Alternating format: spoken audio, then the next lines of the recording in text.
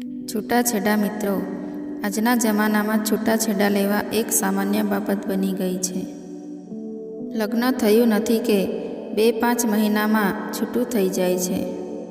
આપણે જોઈએ છીએ કે નાના નાના પ્રશ્નોમાં છૂટાછેડા થઈ જાય છે અને એવા પ્રશ્નો હોય છે જેને બેસીને ઉકેલી શકાય છે. પરંતુ મિત્રો, આજની કહાની કંઈક અલગ જ છે. તમે આવા છૂટાછેડા જીવનમાં ક્યારેય પણ નહીં જોયા હોય. મિત્રો, આજની આ પ્રસ્તુતિ શરૂ કરતાં પહેલાં મારી આપ સૌને વિનંતી છે કે તમે હજુ સુધી અમારી ચેનલને સબસ્ક્રાઈબ ન કરી હોય તો અત્યારે જ સબસ્ક્રાઈબ કરી દેજો અને આ પ્રસ્તુતિને અંત સુધી જરૂરથી સાંભળજો. અને મિત્રો, કમેન્ટ બોક્સમાં જય શ્રી રામ, હર હર મહાદેવ જરૂરથી લખી દેજો, જેથી ભગવાન શ્રીરામ અને ભોલેનાથની કૃપા આપણા સૌ પર નિરંતર બની રહે. તો ચાલો શરૂ કરીએ આજની પ્રસ્તુતિ.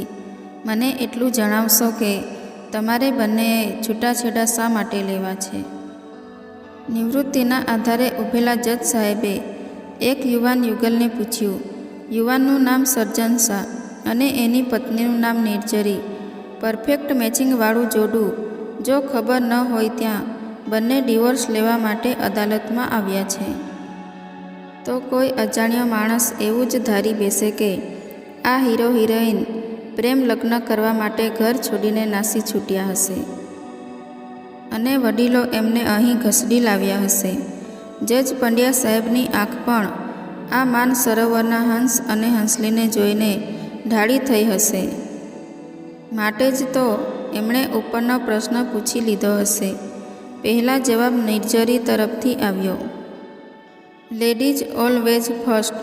બોલવામાં તો ખાસ એને મોં મચકોડીને કહ્યું, સાહેબ, તમે એવું ન પૂછો કે મારે આ પુરુષને છૂટાછેડા શા માટે જોઈએ છે, પણ એ પૂછો કે મેં શું જોઈને આવા લગાડ સાથે લગ્ન કર્યા. આઈ ઓબ્જેક્ટ યોર ઓનર. નિર્જરીની રજૂઆત સાંભળીને સજ્જન શાહનો વકીલ ઉછળી પડ્યો. મારા અશ્લીલની પત્ની અસભ્યનો ભાષાનો પ્રયોગ કરી રહી છે. મિસ્ટર સર્જન શાહને લબાડ કહીને એનું અપમાન કરે છે. જવાબમાં નિર્જરીનો વકીલ વચમાં કૂદી પડ્યો.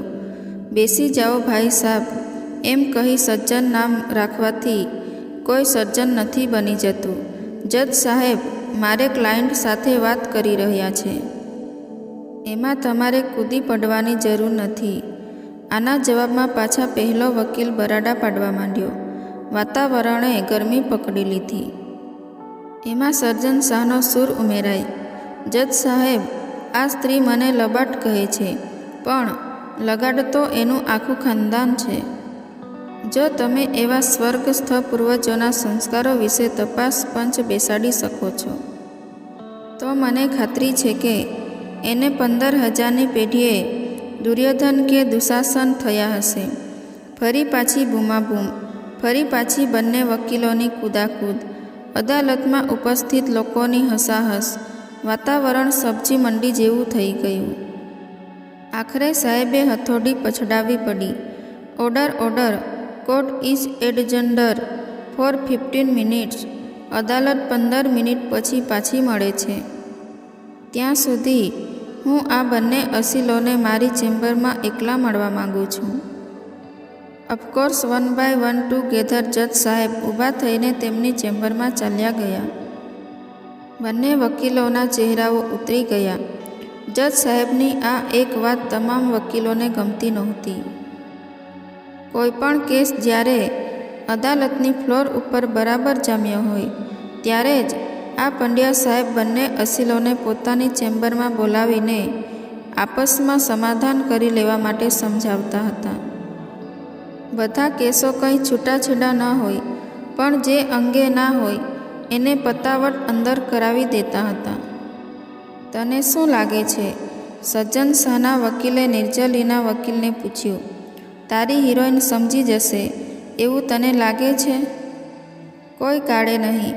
મારી ક્લાયન્ટનું ચાલે તે તારા અસીલને પણ ભરી અદાલતમાં ગોળી મારી દે, પણ તારા વાળાનું શું લાગે છે? એ માની જશે? અસંભવ. આ ભવની વાત છોડ, પણ આવતા જન્મે જો મારો અસલી કૂતરા તરીકે જન્મ લેશે તો પણ એ આ કૂતરીથી તો ધીરજ જ ભાગશે. જજ સાહેબ ભલે લાખો કોશિશ કરી લે, આ કેસમાં એ ફાળવવાના નથી. બીજી તરફ ચેમ્બરમાં પહોંચીને પંડ્યા સાહેબે ચપરાસીને કહીને સૌથી પહેલાં નિર્જરીને અંદર બોલાવી લીધી. સજ્જન શાહ ડુંગરાયેલું મોં લઈને બહાર જ બેઠો હતો. સાહેબે નિર્જલીને સામે પડેલી ખુરશીમાં બેસવાનો ઈશારો કર્યો. તેઓ કંઈ પૂછે તે પહેલાં જ નિર્જલીએ આગ ઓકવાનું ચાલુ કર્યું. માફ કરજો સાહેબ, આપ વડીલ છો, જજ સાહેબ છો.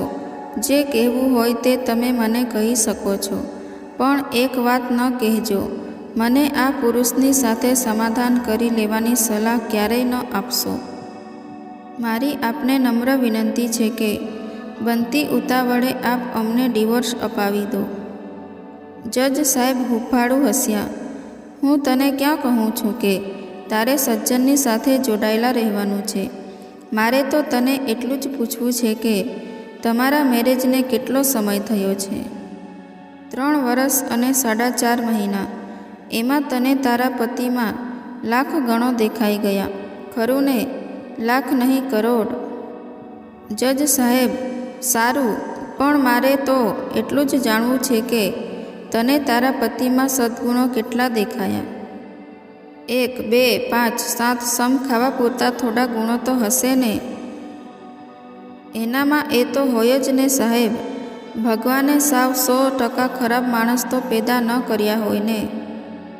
There you are. મારે કયા ગુણ છે એ જાણવું છે. તું મને કહીશ? નિર્જરી વિચારમાં પડી ગઈ.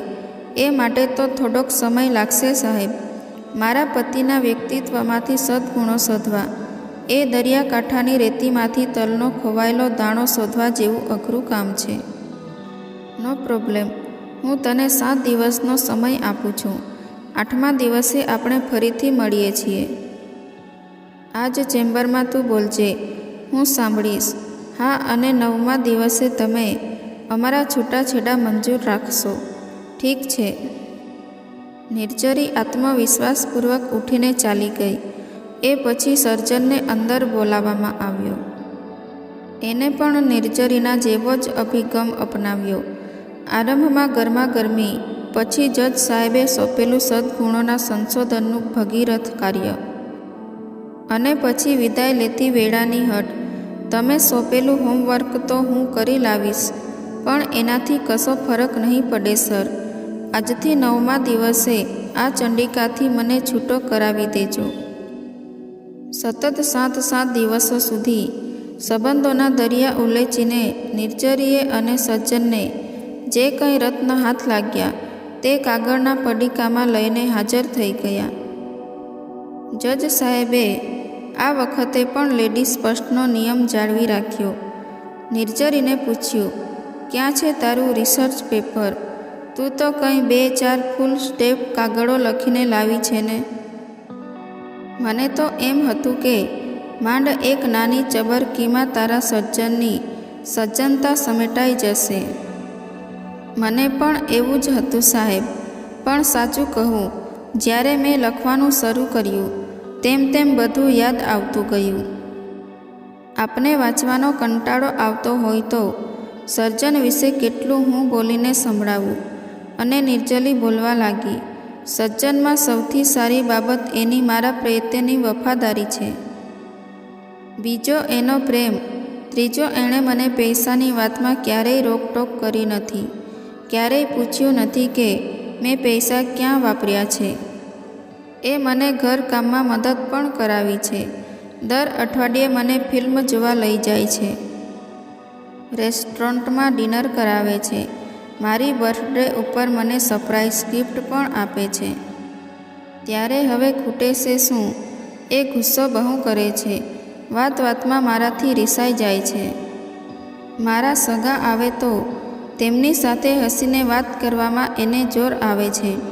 ક્યારેક મને એવું લાગે છે કે એની ઓફિસના કામમાં એ વધુ પડતો સમય આપે છે.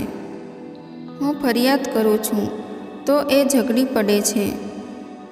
બેટા, તારા સંસારના નામાનું જમા ઉધાર જાણ્યા પછી મને તો એવું લાગે છે કે સજ્જન જેવો પ્રેમાળ પતિ ભાગ્યે જ કોઈને મળે.